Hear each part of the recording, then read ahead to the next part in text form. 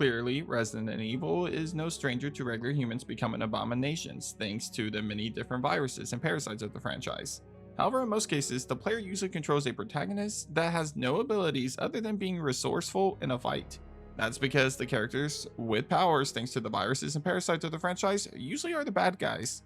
With that being said, there are a few characters of the franchise that have been infected with a virus or parasite in which they've been granted some sort of ability in return. So in today's episode of Nerd Space Games, I'm taking a look at all of the superpowered heroes of the series that we had the opportunity to play as. Before we get started though, there's a few things that I need to discuss. First off, I'm focusing on heroes only, meaning that even though we played as Wesker in Umbrella Chronicles, we will not be including him on today's list. And while we are on the topic of characters that we played as, keep in mind that I'm only focusing on characters that had their powers while we played as them throughout the story of the game. For example, we won't be including Steve Bernstein, even though he becomes the Incredible Hulk later on in Code Veronica. Also, I'm only taking a look at the protagonists that have been confirmed to have powers or abilities in some way thanks to a virus or parasite.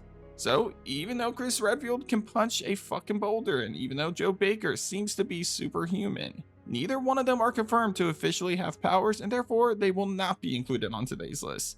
Finally, in terms of the order of today's list, just to keep things interesting, I'll be ranking them from the weakest to strongest in terms of their abilities, at least from my perspective.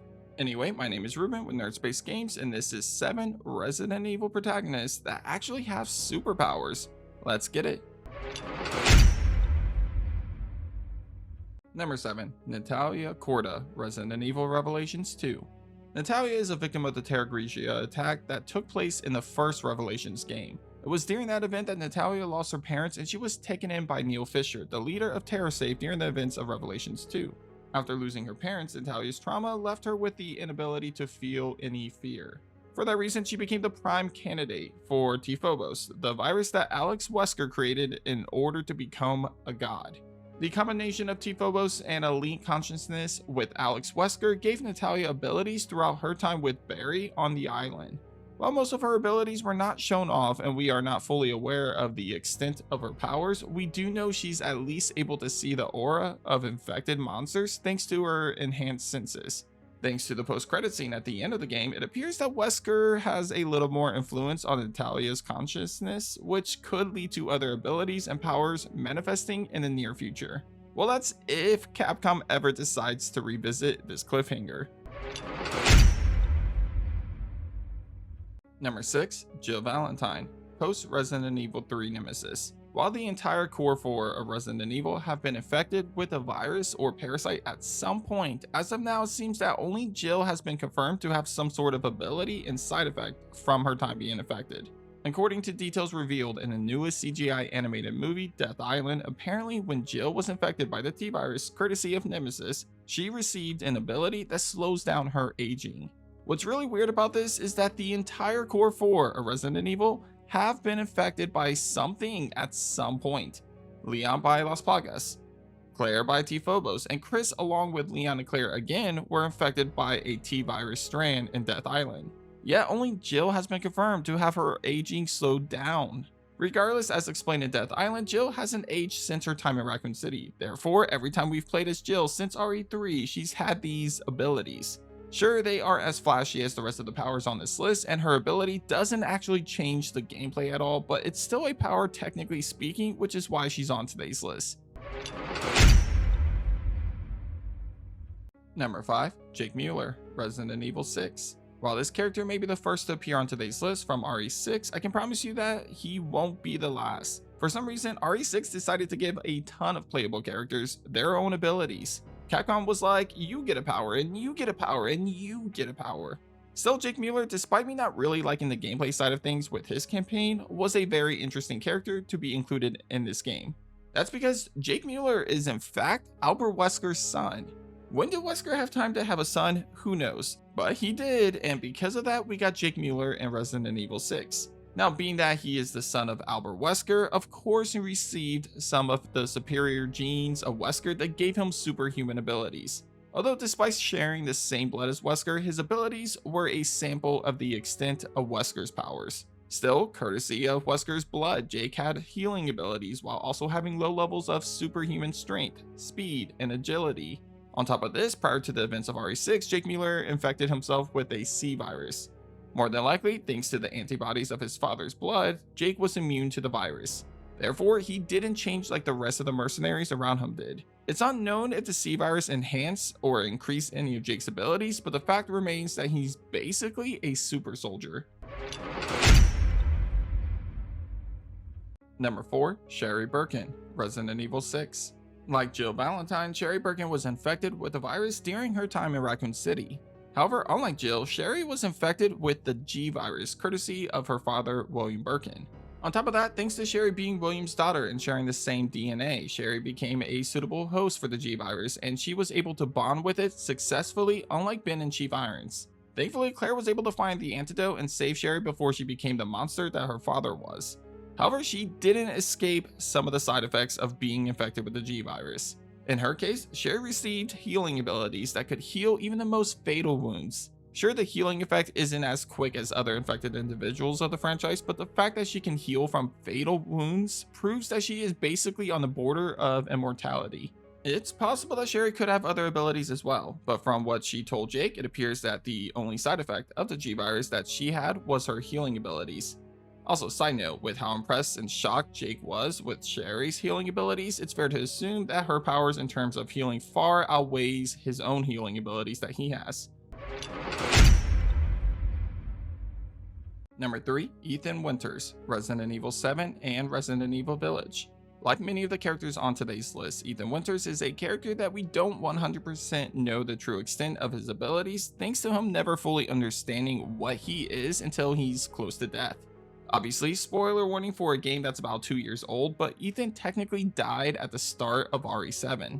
After Jack Baker stomps on his ass, Ethan wakes up in the Baker estate during a family dinner in which they try to force him to eat some nasty shit that they are eating. Skip ahead a few years after Ethan and Mia escape the Baker estate, and it's revealed that Ethan never survived that event. In fact, he's actually not even human anymore. After his death, the mold in the basement mutated his body and revived him, giving him the same healing abilities and powers as the rest of the Baker family. Now, while we never see Ethan use abilities like Jack and Marguerite did, it stands to reason that he could have had similar powers as they did if he learned how to use it and if he was aware of his situation. However, we did see his healing abilities firsthand by examining situations like reattaching his hand after it was cut off by Lady D. Oh, and side note, after I made this video, I realized that I probably should have included Mia Winters on this list, since technically we played as her when she was already infected by the mold as well. So for the sake of today's video, let's just say Mia and Ethan can share this spot. Number 2, Piers Nivans, Resident Evil 6. And we are back with yet another RE6 playable character that has superpowers. This time we take a look at Piers Nivans. Now, for the majority of the game, Piers is just a soldier. However, it's very late into the game after House attacks both Chris and Piers that Piers is forced to take the C virus in order to save his captain. After taking the C virus, Piers's injured arm mutates into, well, I really don't know how to explain what it mutates into if I'm being honest with you guys. Basically, it's a fucking railgun in place of his arm. From this point on, instead of using traditional weapons, Piers uses a high damage attack that can shoot bioelectricity beams of some sort at his target. Sadly, Piers doesn't survive long after getting this new ability, as he chooses to stay behind and sacrifice himself to contain the C virus, which he is infected with and housed in the facility before it explodes. Like with many others on this list, we don't know the true extent of his abilities, but based on the other C virus infected individuals, I'm sure he would at the very least have healing abilities as well. Number 1, Rose Winters, Resident Evil Village, Shadows of Rose DLC. Rose Winters, while being the most mysterious character in terms of what her abilities can do, is without a doubt the most powerful superpowered protagonist that we have the opportunity to control in terms of the Resident Evil universe. To be fair, we haven't seen her powers fully explored yet, which is a big reason why I would love a spin-off game that focuses on Rose as an adult. But essentially, she should have every single ability that Mother Miranda and Evelyn had. I mean, Mother Miranda said so herself, that Rose Winters is the perfect vessel for her daughter Eva because of her ability to control the mold better than anybody. For those that are curious about what Rose's powers are, the easiest way to explain it is that she basically controls all forms of the mold created from the Megamycete. While that might seem like a pointless ability, let's dive deeper into what this actually means. For one, anything, and I mean anything that you saw Evelyn do in Resident Evil 7 are also things that Rose can do. Hell, it's actually explained that she has better control than Evelyn, so therefore stands to reason that she could do it all better. This includes manipulating infected individuals, creating molded creatures, and transforming her own body in ways that she feels is necessary. We also see that Rose has the ability to access the Megamycete network and teleport through the network as seen in Shadows of Rose DLC. On top of everything mentioned, Rose of course has her own healing abilities that are on par with Ethan's healing abilities seen in Resident Evil 7 and Village. With all of that said, there is one major drawback to Rose Winters, and it's why she will probably only appear in a game that features the connections. As I said earlier, Rose's powers rely on her control of the mold. So unless she's going up against a molded creature or uses mold in a way that can help her take down certain monsters of the Resident Evil universe, chances are that she's only going to be useful to Hound Wolf Squad if they are going up against molded creatures. And considering that the organization that Mia used to work for, the Connections, are the ones that are experimenting on molded creatures, then it stands to reason that when we see Rose again, it'll be when she takes on monsters created by the Connections. Which is a fight I would definitely love to see in a spin-off Resident Evil game.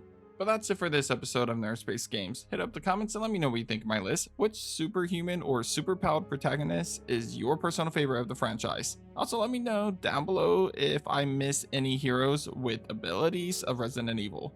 Pretty sure I nailed them all, but hey, I'm not perfect, so if I missed one, be sure to let me know in the comments. Just don't forget that I'm only looking at playable protagonists after they receive their abilities, and they can't be villains like Wesker.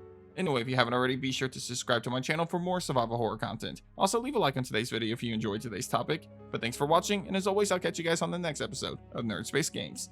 Take care.